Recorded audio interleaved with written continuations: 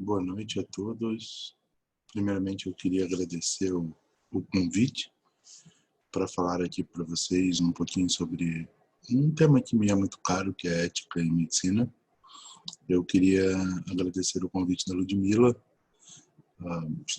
no nome dela, porque foi quem entrou em contato conosco aqui, mas estender o agradecimento e externar a enorme satisfação de ter sido convidado para falar para vocês, a todos os organizadores desse evento, e dizer que estamos sempre aqui à disposição e muito felizes pelo convite e que sempre que pudermos participar será um prazer fazê-lo.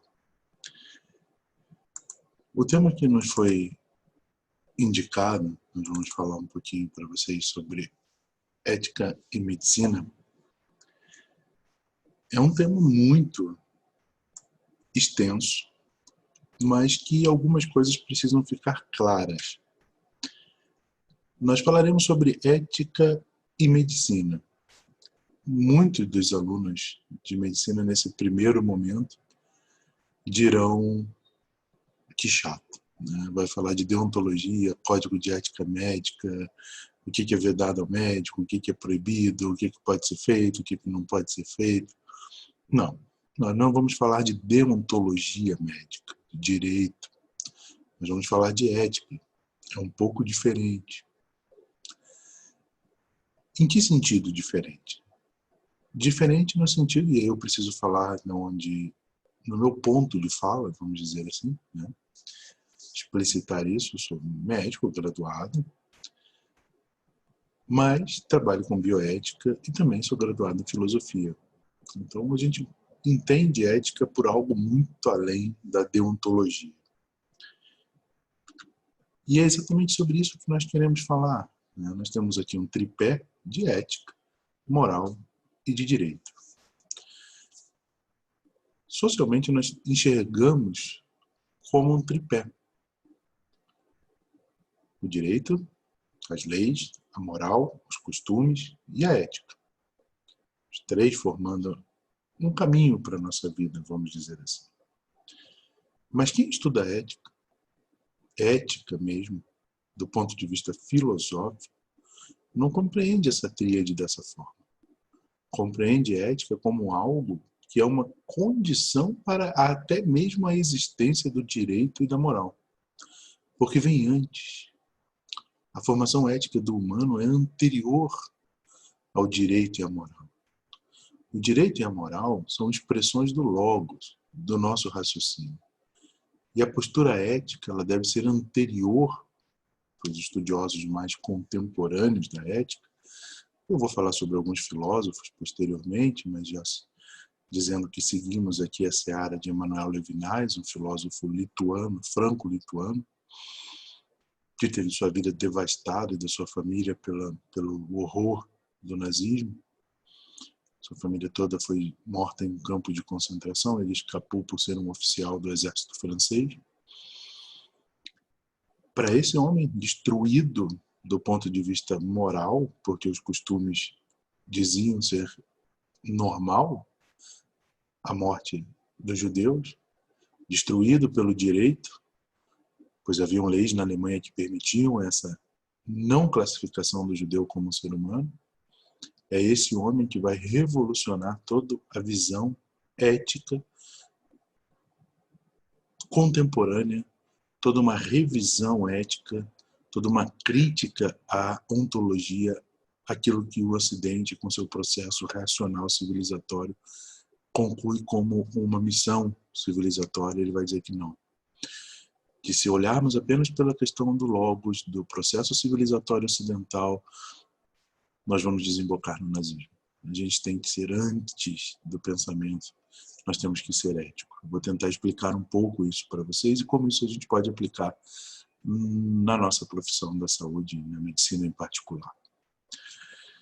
Quando nós falamos de ética, então, não estamos falando de moral, estou acostumado a fazer isso. Nós estamos falando de direito. É vedado ao médico, é proibido ao médico, o médico pode isso, o médico não pode aquilo. Levinas dizia, por ética, eu não entendo um conjunto de regras ou uma doutrina mas um movimento para o outro. Para o outro. Eu me coloco no mundo para o outro. Essa é a possibilidade e é isso que ele entende por ética. E aí nós entendemos uma frase de Levinas que eu gosto de usar bastante, que é uma afronta, obviamente, à gramática, né? Quando é uma frase que, na minha opinião, é uma frase espetacular, que ele diz: nós não é plural de eu. Gramaticalmente, sim, porque na gramática são regras. Nós pensamos com o logos gramatical, as regras gramaticais. Então, nós, obrigatoriamente, tem que ser plural de eu. Mas na ética, não. Porque na ética não pensamos com o logos. Pois se assim pensamos, apenas com a nossa racionalidade, pensaremos sempre em nós mesmos. A nossa racionalidade coloca a nossa sobrevivência acima da dos outros. E quando pensamos em ética, pensamos que nós não é o plural daquilo que eu acredito. Entendemos assim ética como um movimento para o outro. Como estar aqui, como dizia Heidegger, um outro filósofo que eu recomendo a leitura, o ser humano é um Dasein, um ser aí jogado no mundo. E ele está nesse jogado no mundo, ele constrói seu sentido de mundo quando ele se coloca para o outro. E por isso a ética é uma condição sine qua non para que exista até mesmo o direito e a moral. Não se pode existir direito e moral se esse direito e essa moral não forem éticas previamente. Não se faz justiça, não se tem direito, dizia Levinas, quando alguém continua chorando. Quando alguém ainda chora, a justiça não foi feita. Então a ética é uma condição sine qua non para a existência desses outros dois campos de estudos comportamentais humanos, que seria o direito e a moral. Mas eu espero que tenha ficado claro que o que nós vamos falar aqui é de ética, um E maiúsculo, de ethos, daquilo que nós sentimos primariamente, que vem antes, que nos define, que nos bota no mundo para o outro. A moral, ela estabelece regras, que são assumidas pela pessoa como uma forma de garantir o seu bem viver e a sua convivência. A moral independe, inclusive, de fronteiras geográficas e garante uma identidade entre pessoas que sequer se conhecem, mas utilizam o mesmo referencial. Prova disso é a moral cristã. Nós não somos argentinos, não somos uruguaios, não somos equatorianos, não somos portugueses, não somos espanhóis, mas temos uma moral cristã comum. E essa moral ultrapassa as fronteiras. É um telos, um objetivo comum, por mais que se digamos ateus ou outras religiosidades no Ocidente hoje em dia, há esse telos cristão como moral, que envolve e nos guia. O direito, ele busca estabelecer um regramento que é voltado para uma sociedade, por isso delimitado pelas fronteiras de um Estado. As leis têm uma base territorial, elas valem apenas para aquela área geográfica, onde uma determinada população ou seus delegados vivem. Temos vários tipos de direito, no Brasil o direito civil, baseado em códigos, em leis, nós temos a common law dos anglo-saxões, que está envolvido com jurisprudência, mas o que a gente está tratando aqui são de regras, e não de um comportamento ético. E aí a gente usa Abraham Lincoln, que foi muito feliz na sua frase, quando diz assim: não se esqueça que o que é justo do ponto de vista legal pode não sê-lo do ponto de vista moral. Eu iria além. Pode não sê-lo do ponto de vista ético. Num exemplo bem chulo, se você está com um carro na rua e o sinal está verde, você pode ultrapassá-lo. Legalmente você é autorizado. É o código, é a lei. Sinal verde, eu posso passar. Mas tem uma criança que se perdeu e está atravessando a faixa. Você tem direito de ultrapassar esse sinal verde? O que é justo legalmente nem sempre é justo eticamente ou moralmente. Essa diferença tem que estar bem clara, porque nós vamos falar de ética e medicina, e agora vocês entendem o que eu quero dizer com ética, e por isso nós não vamos falar de código de ética médica. A ética, para a gente resumir, ela tem por objetivo facilitar a realização das pessoas. que o ser humano chegue a realizar-se a si mesmo como tal, isto é, como pessoa. A ética se ocupa e pretende a perfeição do ser humano, embora saibamos que isso seja impossível. Mas, como diria Mário Quintana, no seu poema Utopia, que triste o caminho não fosse a companhia distante das estrelas. Nós temos que ter um objetivo. Nós objetivamos a perfeição do humano. Provavelmente nunca atingiremos, mas a companhia da utopia das estrelas distantes é sempre uma coisa que nos reforça a jornada. E quem trabalha com ética hoje em dia vai além. E falar isso muitas vezes para estudantes de medicina que usam animais como experimentação em técnicas cirúrgicas, por exemplo, é um caminho profundo de debate. A ética, para Peter Singer, um outro filósofo australiano que trabalha com questões éticas, a ética existe em todas as sociedades humanas e talvez mesmo entre os nossos parentes não humanos, mais próximos de nós. Nós abandonou o pressuposto de que a ética é unicamente humana. Como diria Jeremy Bentham, um filósofo do século XVII, se não me engano, com relação aos animais, não importa se os animais podem pensar, importa se eles podem sentir. E se eles podem sentir, é ético a ação de utilizar-se deles ao nosso bel prazer? Quem nos deu esse direito? Muitos podem recorrer novamente a a moral cristã, que diz: Deus nos deu esse direito, mandou no Gênesis nomear os animais para que deles tomássemos posse. E por que nomear os animais? Porque quando nós nomeamos, novamente a gramática, o logos domina. Então, na moral cristã, nós dominamos. Mas Voltaire já dizia: se o cavalo pudesse descrever o Deus que ele adora, teria cara de cavalo e não de humano. Nosso tem cara de humano, por isso nós achamos que somos superiores, porque nós precisamos antropomorfizar a figura do divino. Porém, se o animal pode sentir, eticamente nós estamos autorizados a dele usufruirmos. Que consequências éticas existem nisso? Estamos aqui para o outro apenas outro humano, ou o outro como a nossa casa comum, a Terra, e nós vamos a Leonardo Boff, e a questões muito mais profundas. Em alguns momentos vou jogar algumas provocações para que futuramente, o nosso tempo é exíguo, vocês possam discutir ou aprofundar as questões que aqui são suscitadas. E aí chegamos ao nosso tema, ética em medicina. E é um tema muito bonito de se falar. Porque não onde eu não estou puxando sardinha para o meu lado, para a nossa profissão, mas onde, se não talvez na relação médico-paciente, um encontro com o outro e a colocação para o outro é mais intensa.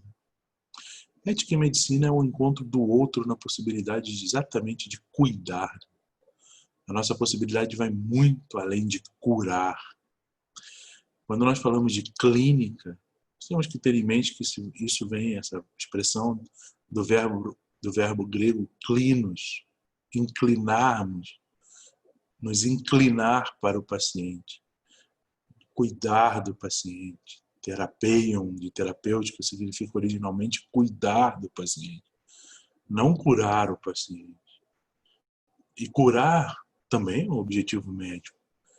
Mas a gente tem que ter cuidado se nós colocamos esse como grande objetivo médico. Se a nossa luta é pela cura total, por salvar todos os pacientes, por enfrentarmos a morte, é uma luta sem sentido. Não há como vencermos a morte. Só existe uma maneira de não morrer, é não nascer. Para nós é tarde demais. O médico não se coloca como aquele que luta contra a morte. Não do ponto de vista ético. O médico se coloca como aquele que luta contra o sofrimento do outro. Seja um sofrimento psíquico, seja físico, seja doloroso, seja triste, ou qualquer que seja o sofrimento do outro, o médico é aquele que diz, e aí fundamentado em toda uma ética filosófica judaica também de Levinas, O médico é aquele que diz: eis-me aqui, contigo até o fim, mesmo quando eu não posso mais te curar, mas eu estou aqui. Eis-me aqui ao teu lado. Esse é o fundamento da ética e da medicina, ou o fundamento da medicina a partir da ética. A ordem dos fatores aqui não vai alterar o produto. E como é que nós podemos fundamentar essa ética médica, então? Essa ética em medicina, essa relação entre ética e medicina. Essa relação entre ética e medicina ela é fundamentada, ao meu ver, de alguns estudiosos dessa questão da ética, da alteridade, ou seja, da ética do outro para o outro, ela é fundamentada em 3 pilares: na responsabilidade, na deferência respeitosa, que é a questão da compaixão, e no rosto. Obviamente, para quem tem o mínimo de aproximação com as ciências humanas, entende que essas palavras significam muito além do que elas realmente significam. São conceitos como rosto, como responsabilidade, como compaixão, muito além do que somente está escrito ali. E talvez essa seja uma das críticas mais profundas que nós podemos fazer à nossa profissão. Temos muito pouca aproximação, muito pouco contato com as ciências humanas, embora sejamos a ciência mais humana que existe. Não, nós somos uma ciência tecnológica, com drogas, com aparelhos cirúrgicos, com órteses e próteses. A técnica é um braço do humano. Não somos gerentes de tecnologias, somos médicos. Nós estamos ali para gerenciar tecnologias ao bel prazer da indústria farmacêutica, das fábricas de órteses e próteses, das empresas de órteses e próteses. Nós não somos gerentes de medicina e de tecnologia, nós somos médicos, profissionais da saúde. É para isso que nós estamos ali e temos que estar, para um ponto de vista ético, para agir com responsabilidade, com compaixão e entender a alteridade, o rosto do outro, a diferença entre eu e esse outro. A responsabilidade é sem escapatória. E por que essa foto desse bebê?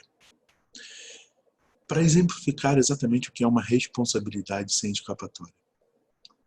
Que força tem essa criança? Nenhuma. Ela pode bater na gente? Não.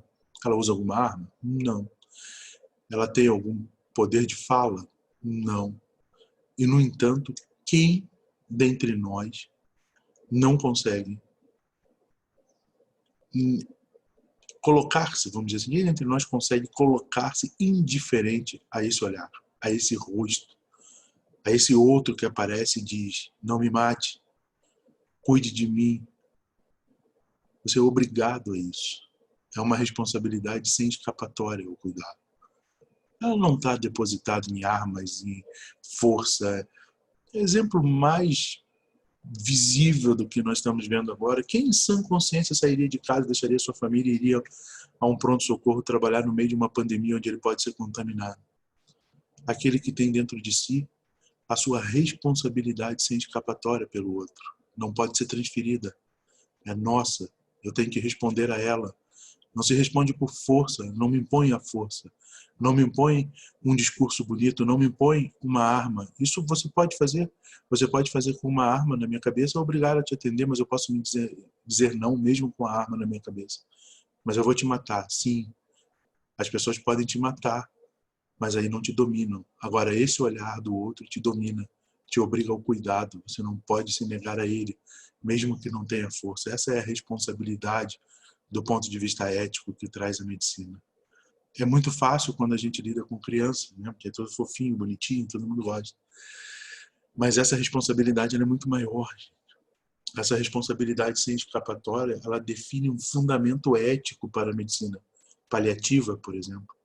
Embora toda a medicina seja paliativa, como a gente disse, todos nós estamos morrendo, mas essa responsabilidade sem escapatória nos obriga a manter a atenção, nos obriga a manter a presença, a busca dos meios para melhorar a qualidade de vida, apesar dos pacientes que têm um tempo de vida limitado. Porque, como eu disse, é muito fácil olhar essa responsabilidade com um bebê. Mas aqui eu estou falando, por exemplo, já num paciente fora Eu odeio esse jargão, né? O FPT, não sei qual jargão vocês usam, que é o fora de possibilidades terapêuticas. Se terapeuta em grego é cuidar, quem que está fora de possibilidade de cuidado? Não conheço humano que esteja fora da possibilidade de ser cuidado. É característica do humano ser cuidado. Por isso ser moribundo, por isso estar em estado terminal não diminui nossa dignidade. Ao contrário, nos reforça como humanos. E é ali que está o fundamento da ética da nossa profissão. Levinas fala de uma destinação ao outro. Nós estamos destinados a assumir uma responsabilidade que nem sequer é nossa. Uma miséria que não fui eu que cometi, mas eu estou ali. Eu digo para esse outro, eis-me aqui. Isso vai muito. Um outro conceito filosófico que eu vou tentar traduzir para vocês, a gente chama de a inscrição do dito e o dizer do indizível. O que é isso? O dito, como veredicto, é mais ou menos um prognóstico. Né? Eu lhe dou uma doença, eu dou um diagnóstico. Esse diagnóstico tem um prognóstico e a partir dali eu classifico o humano como se o humano virasse aquela doença. E aí está dito. Mas o meu problema não é o que foi dito. O que foi dito um técnico em medicina pode dizer. O que foi dito um computador pode dar o diagnóstico. Mas o que ficou por dizer? É nesse espaço do dizer que nós podemos construir um sentido ético. É nesse espaço do dizer onde eu entabulo uma relação médico-paciente, onde eu vou me despir de todos os meus pré-conceitos. Em filosofia a gente chama isso de epoqué. Suspendo o meu julgamento do mundo, coloco-me de frente ao outro e digo, eis-me aqui para ti. E tudo que fica por dizer que pode ser construído nesse sentido. Perder a luta terapêutica não diminui nem a dignidade do paciente, muito menos a do profissional da saúde. É ali que está a possibilidade de cuidarmos, de exercermos a nossa responsabilidade. Em uma analogia livre, então, a gente considera esse anúncio do prognóstico como dito. Já está dito. Refere termos e sentidos dos verbos e condena o paciente à sua própria doença. O prognóstico, que é caracterizado como dito, significa realizar uma identificação, uma condenação à doença. O paciente se transforma na doença. Mas existe mais do que o prognóstico dito. Existe o que ficou por dizer. Existe a linguagem do infinito, na qual cabem as palavras que nunca foram ditas e que podem ser expressas por meio da responsabilidade que não termina na função de curar e sanar. Eu sempre gosto de ilustrar esses conceitos filosóficos com histórias, porque ficam mais claras. Quando eu era residente de neurocirurgia pediátrica, atendia num hospital chamado Instituto Fernandes Figueiredo, da Fiocruz, no Rio de Janeiro. Só tínhamos gestações de alto risco e crianças com problemas. E tínhamos uma gestante que tinha tentado engravidar, se eu não me engano, eram 7 ou 8 vezes, ela perdeu todos, ela tinha um problema para manter a gestação. E na 8ª ou 9ª vez, eu não lembro exatamente, ela conseguiu. Manteve a gestação, quando foi fazer o ultrassom, era um feto anencefalo. E aí eu, residente novo, com o residente da obstetrícia, dentro de toda a nossa soberba lógica, de conhecimento lógico, fomos dizer para ela, a senhora pode tirar o seu filho. Tem o direito de abortar, ele é um anencefalo, ele não vai sobreviver. É difícil para mim falar isso até hoje. Ela virou para a gente e disse assim, eu vou levar a minha gestação até o fim. Levou, a criança nasceu, viveu 10, 15 minutos e morreu. Dentro do nosso dito, no nosso prognóstico, fomos lá. Quase que dizendo, eu avisei. E ela se virou para a gente e disse, doutores, foi muito melhor ter sido mãe por 10 minutos do que nunca na vida ter sido mãe. Isso não é o que está dito. Isso é o que tinha ficado por dizer. E a gente não conseguiu entender isso.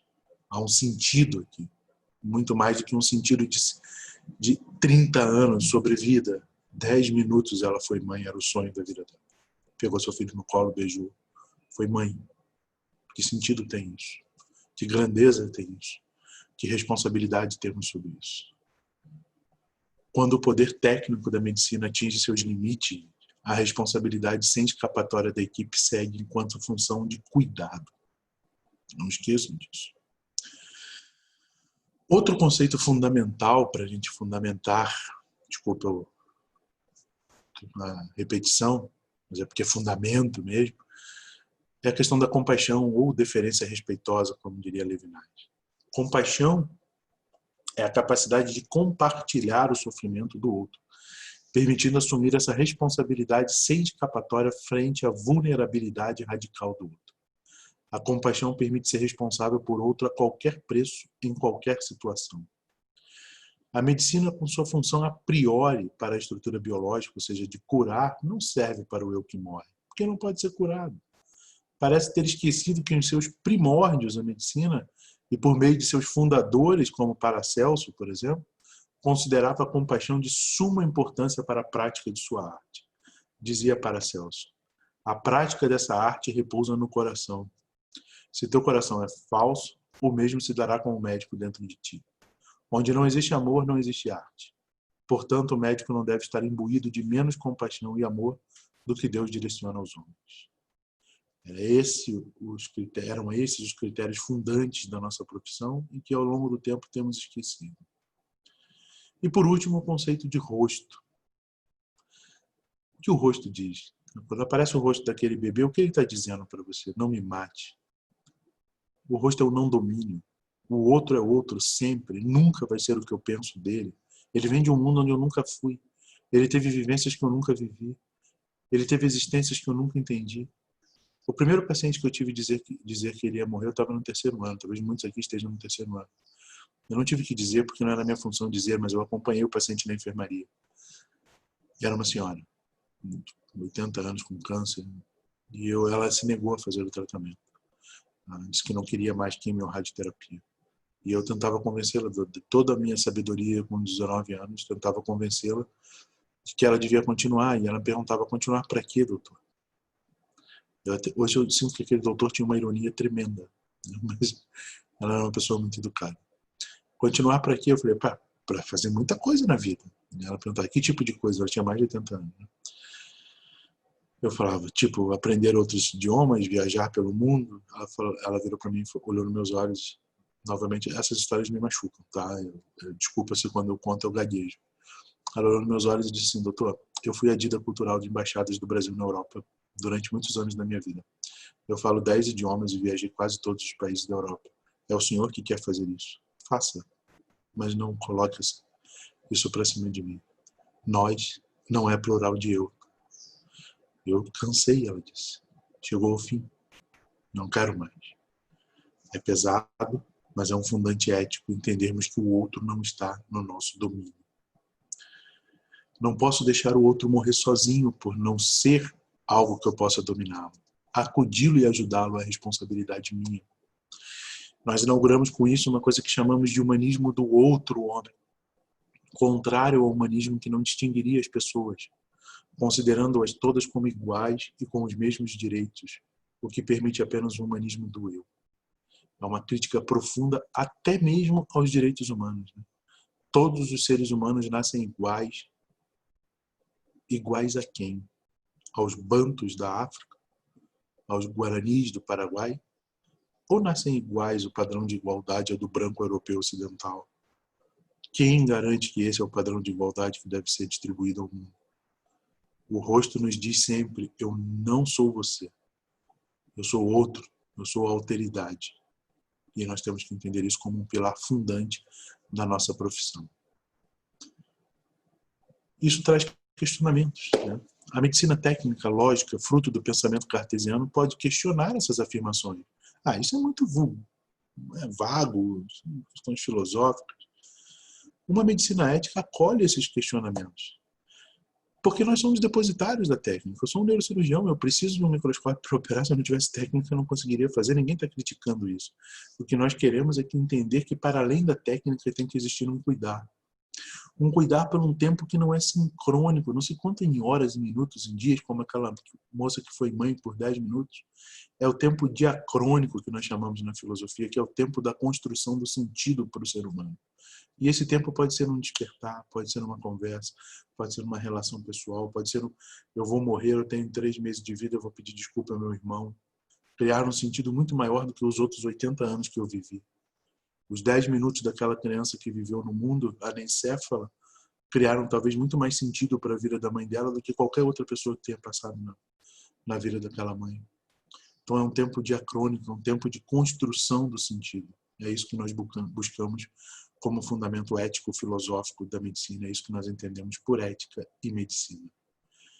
E por último eu termino com outro grande bioeticista, que é Hans Jonas, que diz: ética é o lugar onde cabem todos. Se não estão todos, não estamos na ética. E eu queria mais uma vez agradecer imensamente ao convite. Foi um prazer muito grande falar para vocês. A Ludmila tem todos os meus contatos, aqueles que quiserem alguma coisa não tenha ficado claro, eu coloco à minha disposição. Muito obrigado pelo convite. O tema é vasto, eu espero que possamos conversar várias vezes sobre ele. Um forte abraço, aproveitem o congresso. Foi um prazer falar para vocês. Muito obrigado.